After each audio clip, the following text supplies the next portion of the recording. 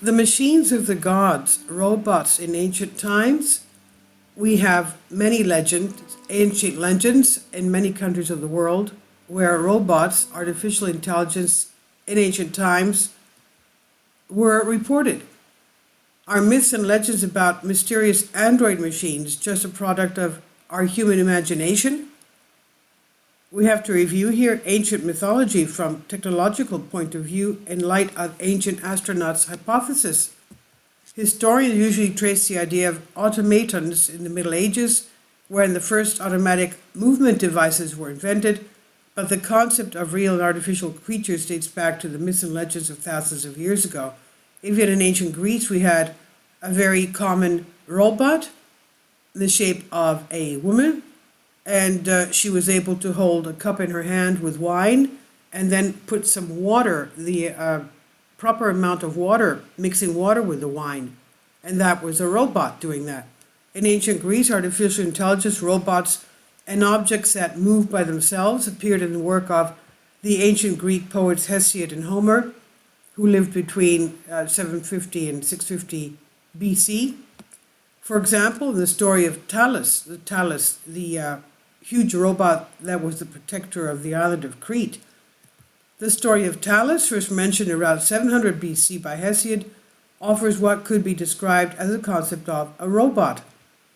The myth describes Talos as a giant bronze man built by Hephaestus, and if you see the video before this one, Hephaestus was the Olympian god who created Pandora, who was a gift to Prometheus' brother. It was not a gift, it was actually a punishment for mankind because Prometheus gave fire to humanity to help them, technology that is. So this again, Talos was built by Prometheus, by Hephaestus, the Greek god of invention and the blacksmithing. Talos was commissioned by Zeus, the king of the Greek gods, to protect the island of Crete from invaders. He marched around the island 3 times a day and threw stones at the approaching enemy ships. So at its core, the giant had a tube that ran from his head to one of his feet that carried a mysterious source of life of the gods that the Greeks called ichor. Ichor, a type of liquid, I guess you could call it some kind of a lubricant or oil for the machine. Another ancient text, Agronautica, dating from the 3rd century BC, describes how the sorceress Medea defeated Talos by removing a bolt on his ankle and letting the ichor fluid out. And this is what we're looking at now. The sorceress Medea removing one of the screws, the bolts, from his ankle, and he lost his lubricant. So Medea and Talos. The myth of Pandora, you'll see that in the video before this one, first described in Hesiod's Theogony, is another example of an artificial being, although many later versions of the story portray Pandora as an innocent woman who unknowingly opened a box of evil. Hesiod's original describes Pandora as an artificial evil woman built by Hephaestus and sent to Earth by order of Zeus to punish humans for discovering fire. In addition to creating Talos and Pandora, the mythical Hephaestus made other objects that moved by themselves, including a set of automatic servants who looked like women but were made of gold. And according to Homer's account of the myth, Hephaestus gave these artificial women the knowledge of gods, artificial intelligence. But we also have robots in the legends of ancient China. It said that Qi Yu had a human body, 4 eyes and 6 legs, as if it were an antenna. A bump was coming out of its head. According to the book of Shui Ji, his 88 brothers had the same animal form, creature form, but with a bronze and iron head, everyone fed with rocks and sand. Qi Yu was executed by the mythical Yellow Emperor Huan Di after an epic battle involving a dragon, magical powers, and storm rays as weapons. His head was buried by his followers in a cave where he was worshipped by locals, and his grave radiated a red cloud from time to time. Emperor Huanji, on the other hand, legends grant properties such as being immortal, the god of Kunlun Mountain at the center of the earth. He had a winged dragon named Huan Ti, whose body shone like metal, but despite having wings, this dragon could not fly with the right weather conditions, could only fly in the right weather conditions. Legend has it, for example, that one of the emperors climbed aboard the creature, but it failed to take off due to a hurricane.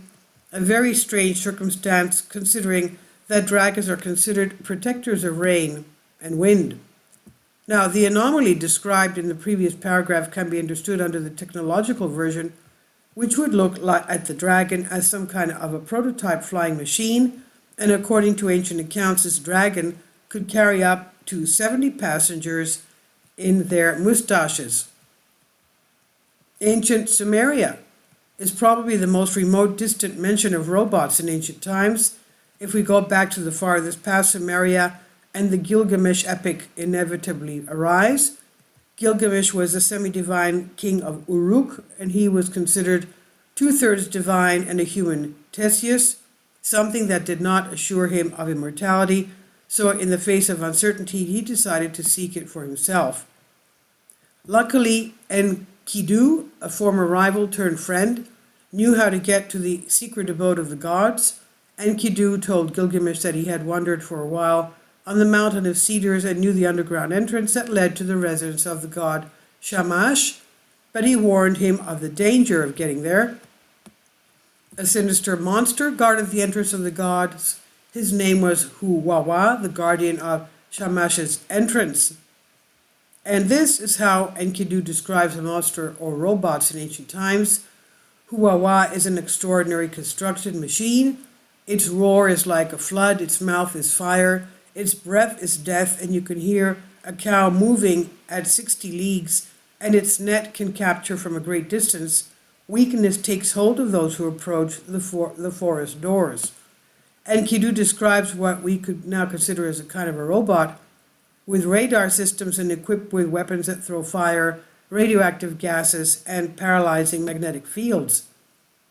Far from being scared, Gilgamesh would ask his friend to accompany him to fight together and stand before the secret abode of the gods, and thus claim the legitimate immortality he believed belonged to him for having divine blood. After traveling a long distance to the west and entering the forest, Enkidu managed to find the door, but when he tried to open it, an invisible force shook him with a violent discharge that made him fly through the air, something that physically paralyzed him for 12 days. And when he finally recovered, he tried to convince Gilgamesh to return, but it was in vain. The monarch was determined to find immortality, so he went ahead and found an entrance tunnel, and when they began to remove trees and stones to access inside, the monster Huwawa appeared. His appearance was powerful. His teeth were like those of a dragon, his face like that of a lion, but the most fearsome was his radiant ray emanating from his forehead, devouring trees and bushes. From his murderous force no one could escape. Huwawa drew a path of destruction with his killer beam, so it could be a sort of long-range laser beam. However, and already fearing the worst of the finals, the heroes received help from above. The god Shamash, aboard his flying ship, lifted a wind that reached the eyes of the monster and paralyzed him. The moment that Gilgamesh took the opportunity to bring Huwawa to the ground, cedars resounded for 2 leagues, so heavy was the fall of the monster. And finally, Enkidu gave the coup de grace to Huwawa. And this is by Infinity Explorers Anshe Rastava.